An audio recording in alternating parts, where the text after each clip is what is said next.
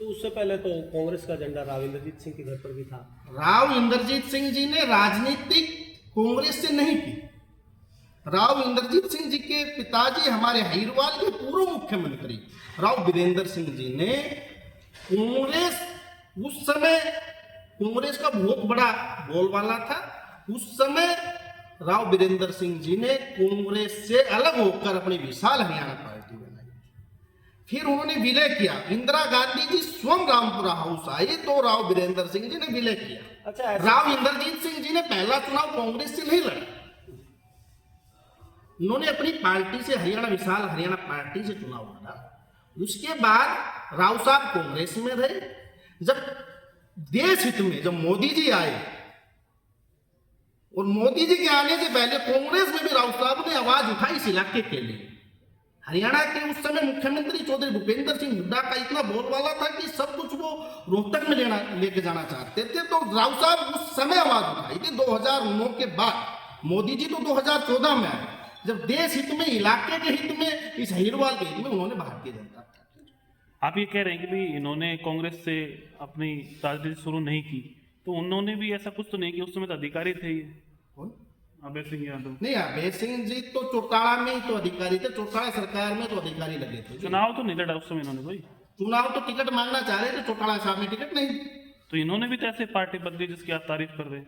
Party कहाँ बदली? राव साहब ने कांग्रेस तो से बीजेपी में इलाका आ गए। और हरिद्वार और इस क्षेत्र के लिए पार्टी ने, लोगों ने कहा कि राव साहब आप भारतीय जनता पार्टी, भाई मोदी जी देश हित में, तो इसलिए राव साहब ने भारतीय जनता पार्टी। मंगल चौधरी में लॉजिस्टिक हब बन रहा है, उसके बारे में राव साहब ने कहा भाई करप्शन का वो खेल हाँ, है। तो वो सरकार जांच करवानी चाहिए। राव साहब के पास जो सबूत है, समय आने पर राव साहब बताएंगे, सरकार इस पर जांच करवानी चाहिए। अच्छा, ऐसा क्या होता है जिसको राव इंद्रजीत सिंह पूरे सम्मान देते हैं, टिकट दिलाते हैं, विधायक बनाते हैं, वो छोड़कर चले जाते हैं? तो ऐसी कहाँ दिक्कत आती है?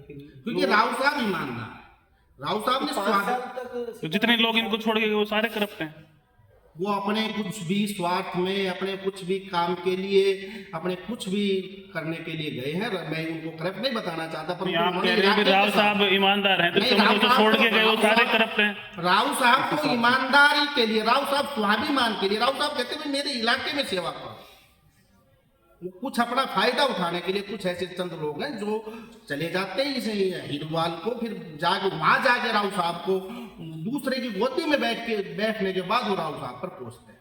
नहीं, ऐसा कहा नहीं, जाता है कि जब इनके पास जो राजनीति सीखता है या इनके साथ किसी को ये टिकट दिलाते हैं, वो उसके बाद इनके पास रहता नहीं है ऐसा।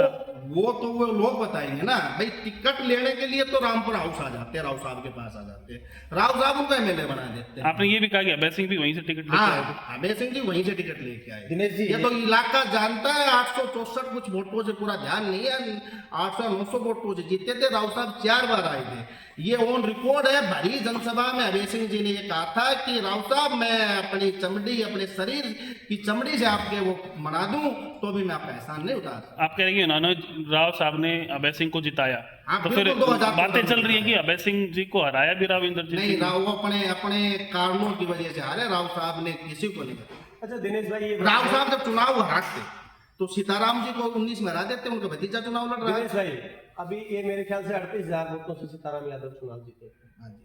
और ये बहुत ज्यादा अंतर नहीं रहा, 3,000 के आसपास जो 2024 का चुनाव। ये जो सारे जो राव साहब के जो विरोधी लोग हैं, जो राव साहब के यहाँ से एमएलए बन के चले जाते हैं, दूसरे की गोदियों में बैठ जाते हैं, वो लोग सारे मिलकर यहाँ वो किया।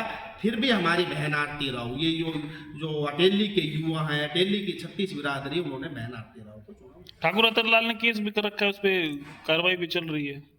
वो तो कोर्ट की बात है, कोई भी, सभी को अधिकार है, वो कोई भी कुछ कर सकता है। नहीं जी, एक सवाल है आपसे कि कहीं ना कहीं जिस तरीके से ये लोग ये चीज़ें करते हैं राजनीति को लेकर, अपनी जो लालसा रहती है, हर एक आदमी की अपनी लालसा रहती है, लेकिन अगर देखा जाए इस तरीके की जो लोग हैं जो राजनीतिक स्वार्थ के चलते ये काम करते हैं, उनको क्या संदेश देना चाहेंगे? भाई, राजनीतिक स्वार्थ के लिए लोग आते हैं। जब जब रामपुरा हाउस में आते हैं, जब सब कुछ भूलकर राव साहब के पास रहते हैं, राव साहब उनको टिकट दिलाते हैं, राव साहब उनको चुनाव जिताते हैं। चुनाव जीतने के बाद उनको कुछ उनकी मनसा भाई बड़ी होती होगी या कुछ मलाई चाहती होगी, कुछ भी चाहता हो तो राव साहब को छोड़ के चले जाओ। अच्छा, आज ये जो आप काम गिनवा रहे हो राव साहब ने ये करवाया था, इसकी क्या आवश्यकता पड़ी आज बताने की? भाई ये यहाँ के कुछ लोग ये कहते हैं अपने आप को विकास पुरुष कहते हैं, वो कहते हैं कि काम आप हमने डायरेक्ट करवाया। नाम लो ना, कौन कहता है? हर विकास पुरुष नाम बताओ कि वो कौन, सब किस लोग जानते जो अपने आप को विकास पुरुष कहते हैं, जो अपने आप को विकास पुरुष कहते हैं, जब इतना ही विकास करवाया तो चुनाव क्यों हारे? वो तो कह रहे हैं राव इंद्रजीत सिंह ने चुनाव हराया है। मैं तो ये कहता हूँ कि 1857 से इस इलाके इस परिवार ने काम किया, 1857 से। नहीं, इसके अलावा जो भी और यहाँ से कैंडिडेट बने, क्या उस पार्टी के कैंडिडेट ने कोई काम नहीं किया? नहीं काम किया, हम तो राव साहब के बता रहे हैं। हम किसी पार्टी का विरोध नहीं कर रहे, किसी व्यक्ति किसी नेता का, हम तो ये बता रहे राव इंद्रजीत ने इस इलाके में इतने काम करवाए। तो आप कह रहे हैं कि भाई एम्स जो बन रहा है वो राव साहब लेके आए यहाँ पे, एम्स माजरा जो बन रहा है और राव साहब लेके आए। उस समय के कोरियावास मेडिकल कॉलेज, वो राव साहब ने उस समय के चारों विधायकों को बैठाकर, हमारे मेंबर पार्लियामेंट को बैठाकर, माननीय मुख्यमंत्री जी से मिलकर वो कोरियावास मेडिकल कॉलेज। आपने कहा पानी भी राव साहब लेके आए हैं? आप पानी के राव साहब, राव इंद्रजीत सिंह जी या राव इंद्रजीत सिंह जी। अच्छा। इस इलाके में एक ही राव साहब और राव इंद्रजीत सिंह, कोई भी लगा लो नाम के पीछे, जो कोई भी लगा सकता है, परंतु इस इलाके के, इस क्षेत्र के और इस इलाके के हकों और हितों के लिए लगातार जिले में चाय का सिलसिला है, इस पर क्या कहेंगे? चाय तो भाई साहब हर घर में बनती है चाय, कहीं भी कोई भी व्यक्ति जाके। हमें राजनीतिक चाय की बात करें। आप कह रहे हैं कि भाई आरती राव ने भी 1.5 साल में बहुत काम किया है, कि महेंद्रगढ़ का हॉस्पिटल, सरकारी हॉस्पिटल पिछले 4 साल से काम बंद है, उसके पैसे तो को लेकर। महेंद्रगढ़ हॉस्पिटल 50 बेड की हॉस्पिटल से 100 बेड की हॉस्पिटल महेंद्रगढ़ में अपग्रेड करवा दी, काम जल्दी ही चालू हो जाएगा। नहीं हुआ। डॉक्यूमेंट्स में कुछ भी करवा दो, पिछले 5 साल से बंद है वो। पिछले हम तो बहन जी तो स्वास्थ्य मंत्री 1 साल से बनी है, अभी डेट बता रहे थे आप, 1 या सवा साल जितना भी तो टाइम रहा उसमें होगा। तो कोई अभी तो कुछ शुरुआत ही नहीं हुई। नहीं सर, बिल्कुल 50 बेड की 100 बेड अपग्रेड हो। अरे सर, डॉक्यूमेंट्स में तो होगी, लेकिन वहाँ ग्राउंड पे तो कुछ नहीं है। ग्राउंड में काम चलेगा जी, चलेगा, ये जो बोलते हैं वो करते हैं, करेंगे। बिल्कुल करेंगे, तो इलाके की जनता जानती है।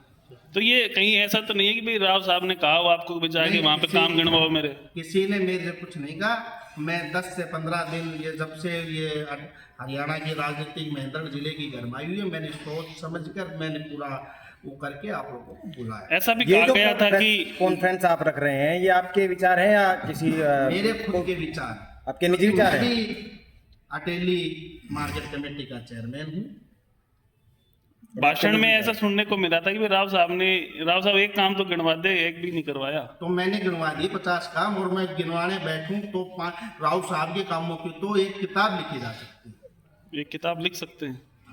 ये पूरी जनता जानती है, पूरी हिरवाल की जनता जानती है, हरियाणा की जनता जानती है। ठीक है सर। चलिए, धन्यवाद सर।